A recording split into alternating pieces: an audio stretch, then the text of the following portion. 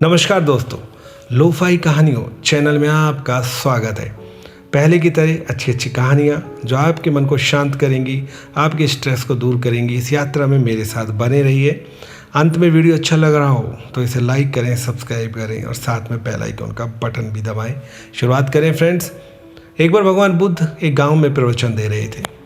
एक व्यक्ति को भगवान बुद्ध से बड़ी चिढ़ थी। एक दिन वो भगवान बुद्ध के पास पहुँच ही गया। उसने भगवान बुद्ध को काफ़ी अपशब्द कहे और साथ में उनके पास थूक भी दिया, जिसके कुछ छींटे भगवान बुद्ध पर भी गिरे। लेकिन भगवान बुद्ध पहले की तरह ही प्रवचन देते रहे, मुस्कुराते रहे। उन्हीं को देखकर जो लोग प्रवचन सुन रहे थे उन्होंने भी कोई प्रतिक्रिया नहीं दी। रात को उस व्यक्ति को बड़ा पश्चाताप हुआ कि मैंने किस व्यक्ति के ऊपर थूक दिया, किस व्यक्ति को मैंने अपशब्द कहे। वो सबकी भलाई के लिए काम कर रहे हैं, सबके लिए अच्छा ही बताते हैं। गांव में भी कितना अच्छा वातावरण हो गया है। गांव में लड़ाई झगड़े बंद हो गए हैं, सब बड़े प्रेम के साथ एक दूसरे के साथ रहते हैं। ये सोच कर उसे रात को नींद नहीं आई। सुबह वो भागा भागा भगवान बुद्ध के पास पहुंचा और उसने भगवान बुद्ध से कहा कि मुझसे बड़ी भूल हुई जो मैंने आपको गलत बोला, मुझे क्षमा कर दें। भगवान बुद्ध ने कहा कि तुम्हें क्षमा मिल ही नहीं सकती।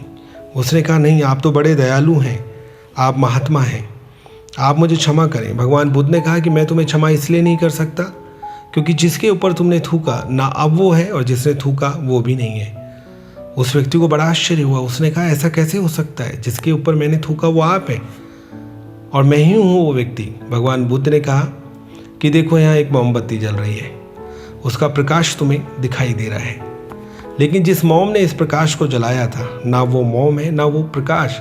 हाँ, तुम्हें मोमबत्ती और प्रकाश दोनों दिखाई दे रहे हैं। वैसे ही हमारा जीवन हर पल नया होता है। कोशिकाएं मरती हैं, नई कोशिकाएं जन्म लेती हैं और हम हर पल नए होते जाते हैं, पुराने छूट जाते हैं। उस व्यक्ति को सब कुछ समझ में आ गया। भगवान बुद्ध की बात समझ में आई। भगवान बुद्ध ने उसे क्षमा भी कर दिया। लेकिन दोस्तों, ये बात हमें समझने की है। जब हम किसी को गलत बोलते हैं तो फिर पश्चाताप का मौका भी नहीं होता है। इसलिए जब भी कुछ बोलें सोच समझ कर बोलें। ये देखें कि क्या सामने वाला सही कह रहा है, क्या चुप रहकर काम बन सकता है या कुछ क्षण चुप रहकर काम बन सकता है। फिर आप देखें कि कई बार आपको बोलने का मौका ही नहीं मिलेगा। आपको लगेगा कि ये बात तो अवॉइड करने के लिए थी। कई बार आपको ऐसा लगेगा कि कुछ धीमे शब्दों का प्रयोग कर सकते हैं और कई बार आपको ऐसा लगेगा कि हमें इन सब चीज़ों पर ध्यान ही नहीं देना चाहिए।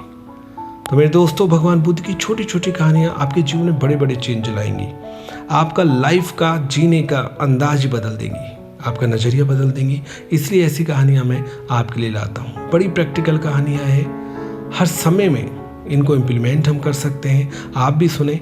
आपसे इतना ही कहना चाहूँगा, कानों में लीड लगाएं, बस इन्हें सुनते रहें। आपके सबकॉन्शियस माइंड में जाएंगी, इम्प्लीमेंट होना शुरू होंगी। आपके व्यवहार में, आपके एक्ट में वो असर दिखने लगेगा और आपको लगेगा कि कुछ अच्छा हुआ है। इसलिए अपने बिजी शेड्यूल में से अपने काम को करते करते 5-10 मिनट निकालिए, अच्छीते रहिए, खाते रहिए, कमाते रहिए, खेलते रहिए। फिर मिलेंगे नए वीडियो के साथ। तब तक आप सभी को शुभ दिन। फिर याद दिलाऊंगा, वीडियो अच्छा लगे तो इसे सब्सक्राइब करें और बेल आइकन का बटन जरूर दबाएं।